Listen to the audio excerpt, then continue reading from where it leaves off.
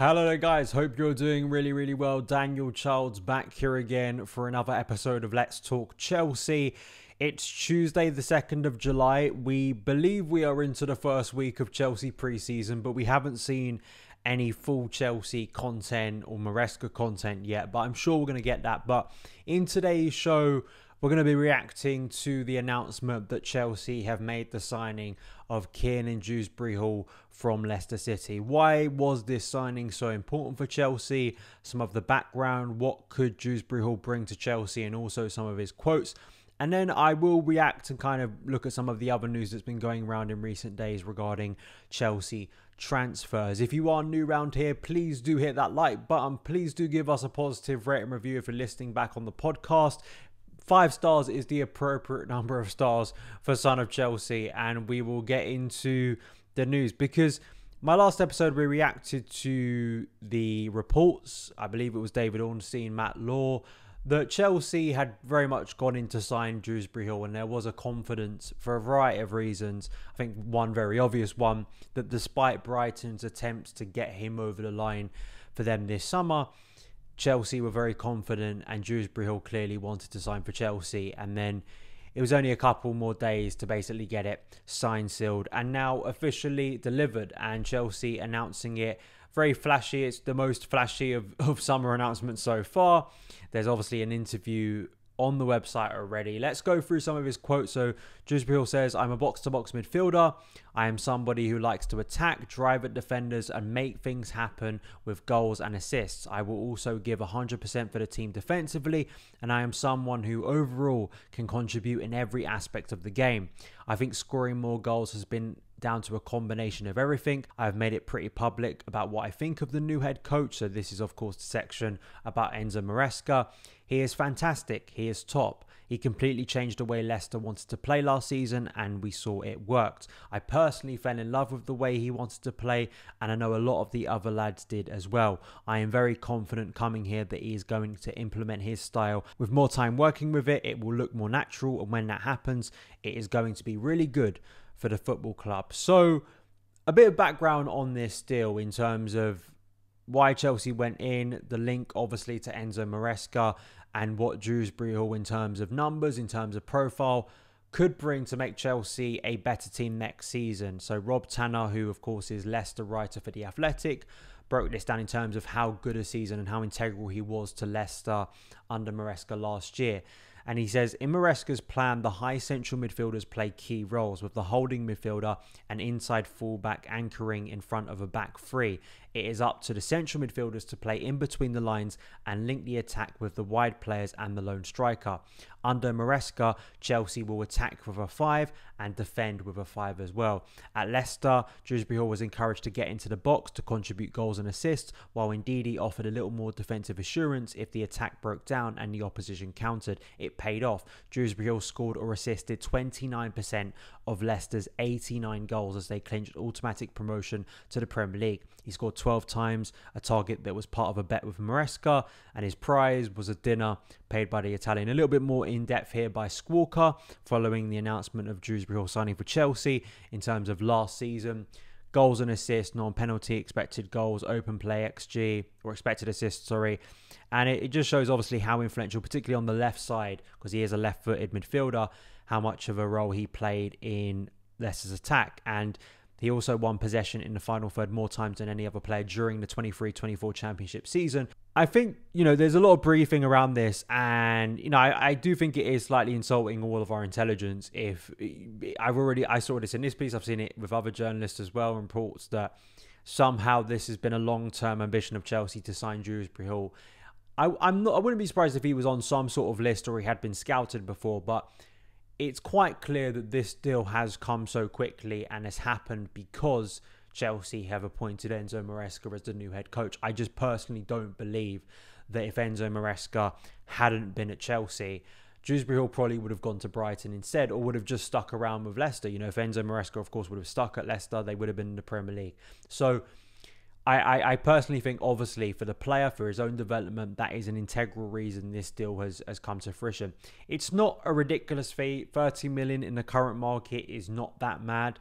And I think, let's go through some positives, because I went through a lot of my kind of cynicism around the deal, my criticism and my general kind of wider concerns, which I'm not the only one who shares, but in terms of this player, I do think he is a talented midfielder. And I do think if we have someone in central midfield, it's been actually a criticism of Chelsea for quite a while that we haven't had enough goals from central midfield. We haven't had a player who contributes consistently in that area and really takes the burden off of the players in the front three.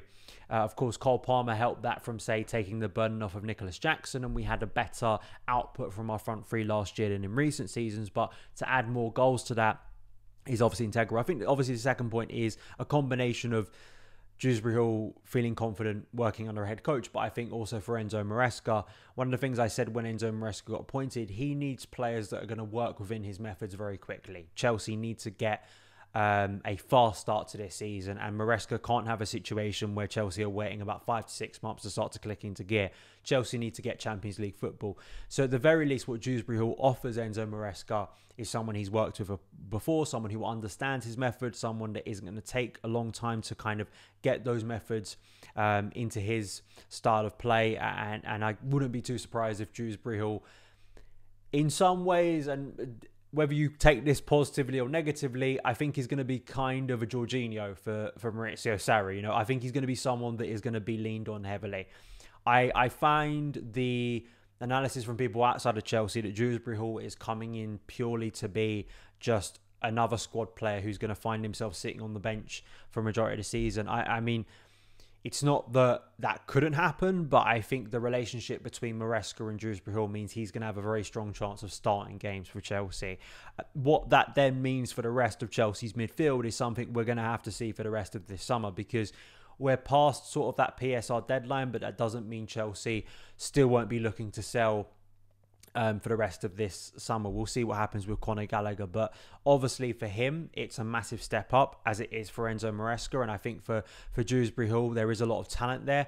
And I think the other positive about it is he is someone that very much is coming into the prime of his career. And if I look at Tosin, if I look at Dewsbury-Hall, you know, these are players that hopefully have another step up to go in their career, but also are not so raw that it's going to take them about 12 to 18 months to even mature as a player. I think the big question mark for Dewsbury-Hall, as with Enzo Maresca, is whether his development can continue in the Premier League. You know, it worked very well in the Championship, and he very much thrived in the Championship. But the last time he was in the Premier League, although he had some nice moments for Leicester, it's not comparable. And that's going to be the fascinating thing to see at a higher level with sure the same coach, but with higher demands, whether he can continue that development at Chelsea and how he will fit in with the rest of Chelsea's attack. So I'm sure we're going to see a lot of Dewsbury-Hall under Enzo Maresca at Chelsea. So we will get a fair chance, I think, to have a look at Dewsbury-Hall and see if he can prove to be a shrewd piece of business, which some people think he is.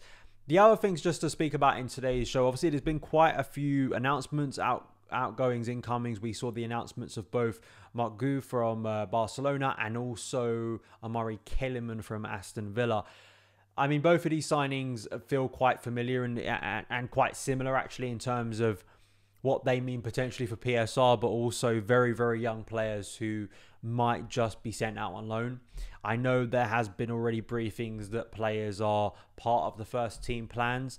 I know some people have kind of theorized in terms of the striker, in the sense that maybe Maresca is waiting to actually have a first kind of assessment of the options he currently has, and then maybe an assessment will be made in a couple weeks' time that actually we do need another attacker, we do need another centre forward.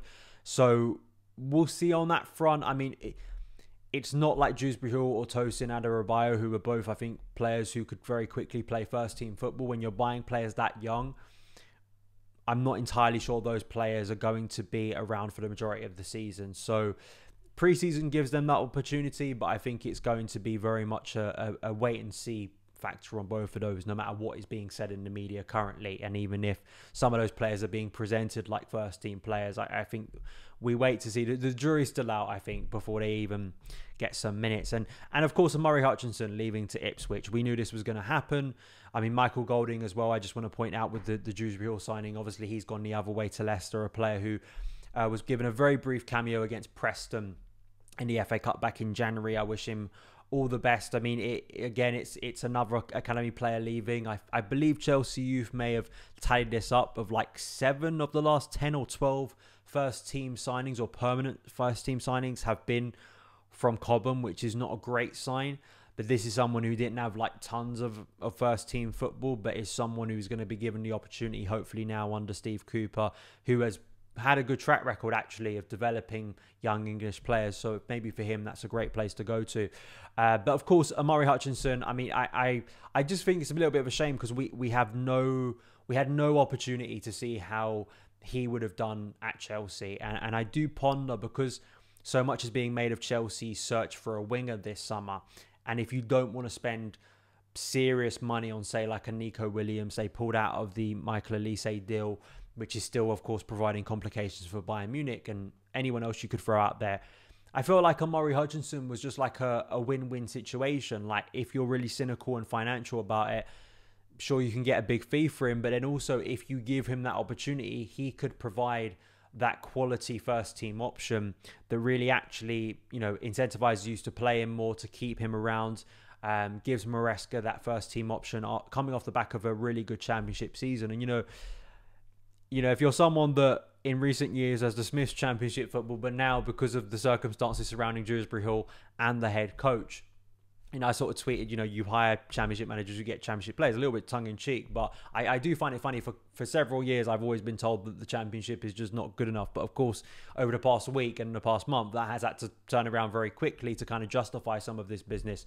But I do think Omari Hutchinson, as a very young player, did have a very, very successful season at Ipswich. I think for him personally, it's a great move. I think, going to an environment where he is already loved, the coach wanted him. It was kind of a big wish of McKenna to keep him around. They've kept him. They've signed him. And I think for him, obviously, it's going to be a great opportunity to play regular first team football. But I do just ponder in like 6 to 12 months where we're going to look back at this and go, why didn't we at least see what Hutchinson could have brought us? I understand from the player's point of view, he didn't want to be messed around anymore. He'd already moved once out of Arsenal's academy into Chelsea's development squad. He finally got that loan move. He was highly successful at Ipswich. And of course, he wants to take the next step in his career.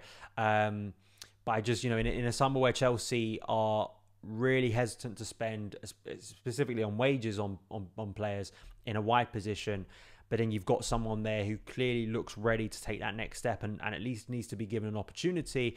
I wonder if Chelsea have overlooked another player there that they're going to come to regret, because I think there's a lot of talent in Omari Hutchinson. I think he's a very naturally gifted player. And I think, it's very easy to look at Ipswich and go, sure, it's a different level, different expectation. But, he carried that attack at times. And I think there is a real talent there who is probably going to flourish more. So, of course, that's something that we're going to have to assess over the course of this summer, right? And I think that is something that right now is going to be very intriguing to me, because we're going into pre-season now with Maresca back at Cobham with the Chelsea players. And post-PSR, I'm very fascinated to see what Chelsea's transfer business for the rest of this window looks like. Because so far, other than Tosin, and now we add Dewsbury-Hall onto that, it hasn't been one of Chelsea really going out there and aggressively making moves happen, like substantial moves that you're like, okay, this absolutely upgrades what we have. I think, that's going to be the curious thing now. Chelsea maybe getting some investment in, selling the likes of Ian Matson, Omari Hutchinson, some of the other players I'm sure they're looking to get money on for the rest of this window, and seeing how that all shapes out. Of course, we cannot make that assessment fully, like with actual, definitive, assessment on the whole window till the end of August, early September. Obviously, that's a fair point of view. But so far, I haven't been overly impressed by what I've seen. So obviously, we're going to get a more gauge of that, especially as we start to see some of the pre-season games at the end of this month. So those are my thoughts. Please, as ever, let me know yours in the comments below, and I will see you again very soon. All the best.